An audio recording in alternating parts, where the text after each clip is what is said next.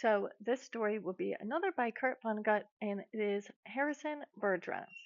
The year was 2081, and everybody was finally equal. They weren't only equal before God and the law.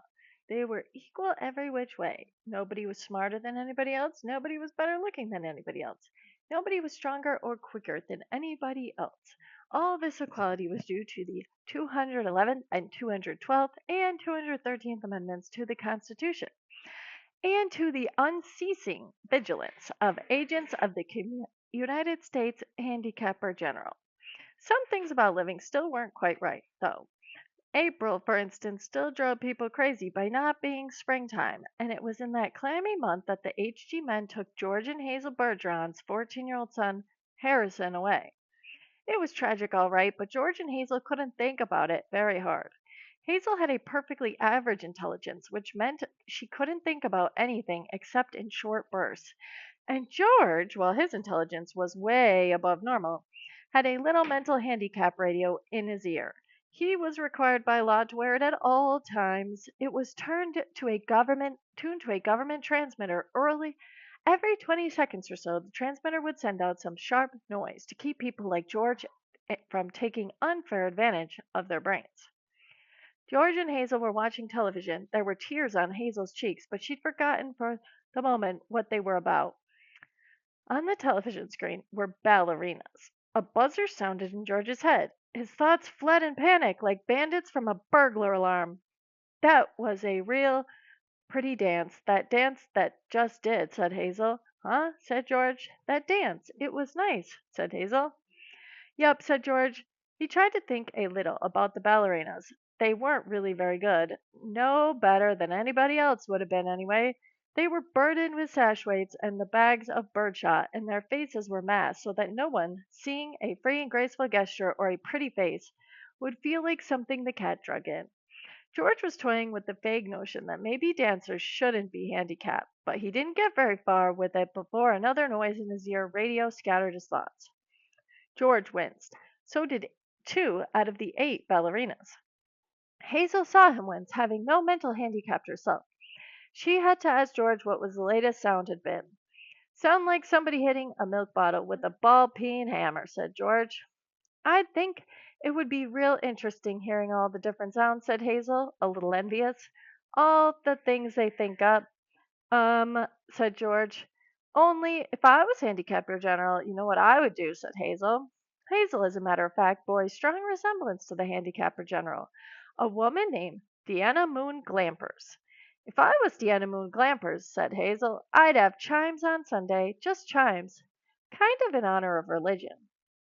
I could think of I could think if it was just chimes, said George. Well, maybe make 'em real loud, said Hazel. I think I'd make a good handicapper general. Good as anybody else, said George. Who knows better than I do what normal is, said Hazel. Right, said George. He began to think glimmeringly about his abnormal son, who was now in jail, about Harrison. But a 21 gun salute in his head stopped that. Boy, said Hazel, that was a doozy, wasn't it? It was such a doozy that George was white and trembling. The tears stood on the rims of his red eyes. 2 of the 8 ballerinas had collapsed to the studio floor and were holding their temples. All of a sudden you look so tired, said Hazel. Why don't you stretch out on the sofa, so's you can rest your handicap bag on the pillows, honey bunch? She was referring to the 47 pounds of birdshot in a canvas bag, which was padlocked around George's neck. Go on and rest the bag for a while, she said. I don't care if you're not equal to me for a while. George weighed the bag with his hands. I don't mind it, he said. I don't notice it anymore. It's just a part of me. You've been so tired lately, kind of worn out, said Hazel. If there was just some way we could make a little hole in the bottom of the bag and just take out a few of them lead balls, just a few. 2 years in prison and $2,000 fine for every ball I took out, said George. I don't call that a bargain. If you could just take out a few out when you came home from work, said Hazel. I mean, you don't compete with anybody around here. You just sit around. If I tried to get away with it, said George, then other people would get away with it, and pretty soon we'd be right back to the dark ages again with everybody competing against everybody else. You wouldn't like that, would you? I'd hate it, said Hazel. There you are, said George. The minute people start cheating laws, what do you think happens to society? If Hazel hasn't been able to come up with an answer to this question, George couldn't have supplied one. A siren was going off in his head. Reckon it'd fall apart, said Hazel. What would? Said George blankly. Society, said Hazel uncertainly. Wasn't that what you just said? Who knows, said George. The television program was suddenly interrupted for a news bulletin. It wasn't clear at first as to what the bulletin was about, since the announcer, like all announcers, had a serious speech impediment. For about half a minute, in a state of high excitement, the announcer tried to say, "Ladies and gentlemen." He finally gave up, handing the bulletin to a ballerina to read. "That's all right," Hazel said to the announcer. "He tried. That's the big thing. He tried to do the best he could with what God gave him. He should get a nice raise for trying so hard." "Ladies and gentlemen," said the ballerina, reading the bulletin. She must have been extraordinarily beautiful, because the mask she wore was hideous. And it was easy to see that she was the strongest and most graceful of all the dancers, for her handicap bags were as big as those worn by 200-pound men. And she had to apologize at once for her voice, which was a very unfair voice for her for a woman to use. Her voice was a warm, luminous, timeless melody. "Excuse me," she said, and she began again, making her voice absolutely uncompetitive. "Harrison Bergeron, age 14," she said in a grackle squawk, "has just escaped from jail, where he was held on suspicion of plotting to overthrow the government. He is a genius and an athlete and is under handicap and should be regarded as extremely dangerous." A police photographer of Harrison Bergeron was flashed on the screen upside down, then sideways, upside down again, then right side up. The picture showed the full length of Harrison against a background calibrated in feet and inches. He was exactly 7 feet tall. The rest of Harrison's appearance was Halloween and hardware. Nobody had ever been born heavier handicaps. He had outgrown hindrances faster than HG men could think them up. Instead of a little ear radio for mental handicap, he wore a tremendous pair of earphones and spectacles with thick, wavy lenses.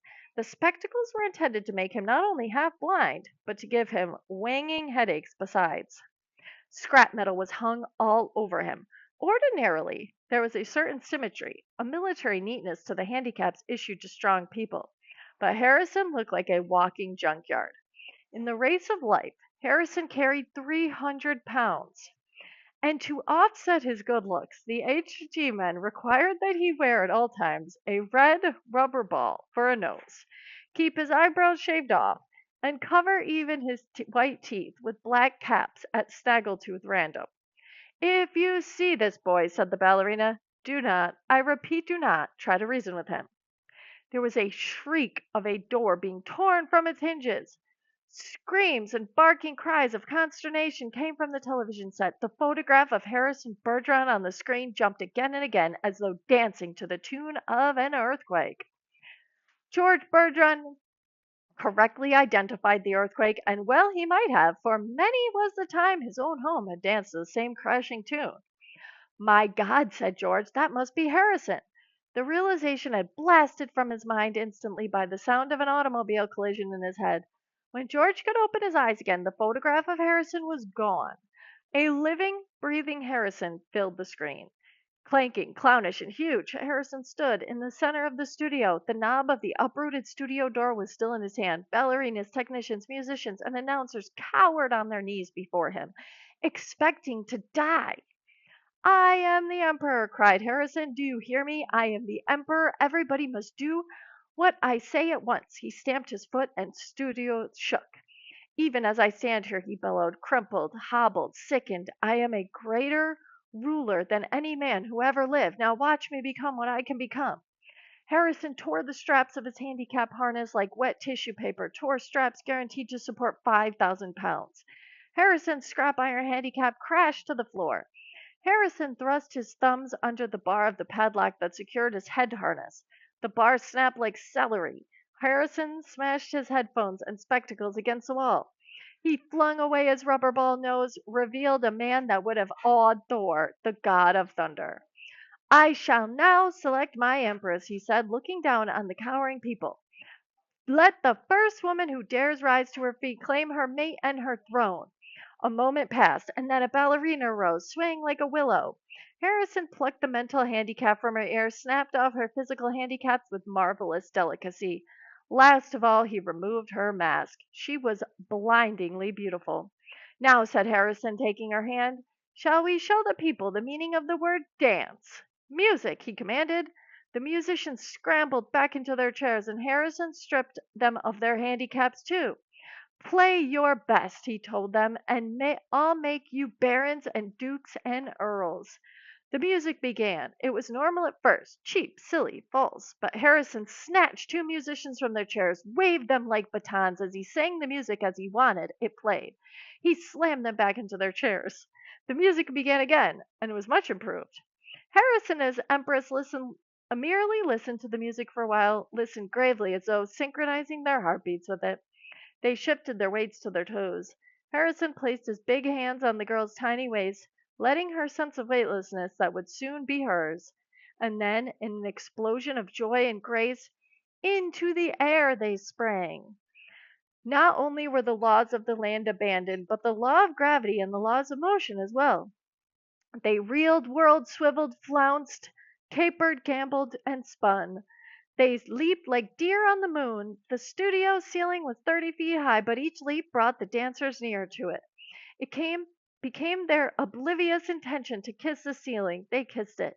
And then, neutrilling gravity with love and pure will, they remained suspended in air inches below the ceiling. And they kissed each other for a long, long time. It was then that Deanna Moon Glampers, the handicapper general, came into the studio with a double-barreled 10-gauge shotgun. She fired twice, and the Emperor and the Empress were dead before they hit the floor. Diana Moon Glampers loaded the gun again. She aimed it at the musicians and told them they had 10 seconds to get their handicaps back on. It was then that the Bergeron's television tube blurred out. Hazel turned to comment about the blackout to George, but George had gone back into the kitchen for a can of beer. George came back in with his beer, paused while a handicap signal shook him up, and then he sat down again. "You've been crying," he said to Hazel. "Yep. What about?" "I forget," she said. "Something real sad on television." "What was it?" he said. "It's all kind of mixed up in my mind," said Hazel. "Forget sad things," said George. "I always do," said Hazel. "That's my girl," said George. He winced. There was the sound of a riveting gun in his head. "Gee, I could tell that one was a doozy," said Hazel. "You can say that again," said George. And that is Harrison Bergeron.